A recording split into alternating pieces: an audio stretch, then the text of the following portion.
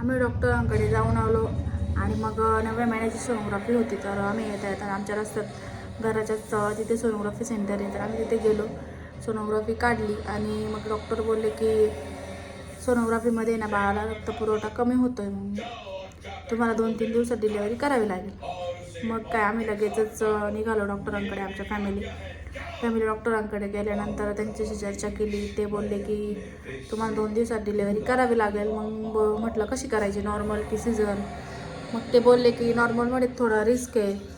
मग रिस्क घेण्यापेक्षा मग आम्ही म्हटलं नाही, जाऊ ते सिझरच करून घेऊ. मग 2 दिवस थांबण्यापेक्षा आम्ही लगेचच दुसऱ्या दिवशी सकाळी सिझर करण्याचा निर्णय घेतला. मग काय तिथून आम्ही घरी आलो. घरी आल्यानंतर पूर्ण रात्रभर तर आम्ही त्याच विचारात गेलो. एका बाजूला आनंद होता आणि दुसऱ्या बाजूला असं वाटायचं की कसं होईल, काय होईल. कारण माझी पहिली डिलिव्हरी नॉर्मल झाली होती. मग सिझरबद्दल मला काही माहीतच नव्हतं. मग कसं करता काय, भरपूर सारे प्रश्न होते मनात. तशीच आम्ही रात्र काढली आणि दुसऱ्या दिवशी सकाळी आम्ही डॉक्टरांकडे जायला निघालो आणि सकाळी 6लाच उठून निघालो आम्ही, कारण 10 वाजता सिझरचा टायमिंग होता आणि काही खायचं प्यायचं सुद्धा नव्हतं. मग आम्ही 6 वाजेलाच हॉस्पिटलला पोचलो. त्याच्यानंतर काही डॉक्टरांनी सगळी तयारी करूनच ठेवली होती. तिथे गेल्या गेल्या त्यांचे लगेच रिपोर्ट्स वगैरे सगळे काढले. लगेच माझी तयारी केली सर्वच. लगेच सगळ्या तपासण्या वगैरे झाल्या, ॲडमिट करून घेतलं आणि मग नंतर मला OTमध्ये शिफ्ट केलं.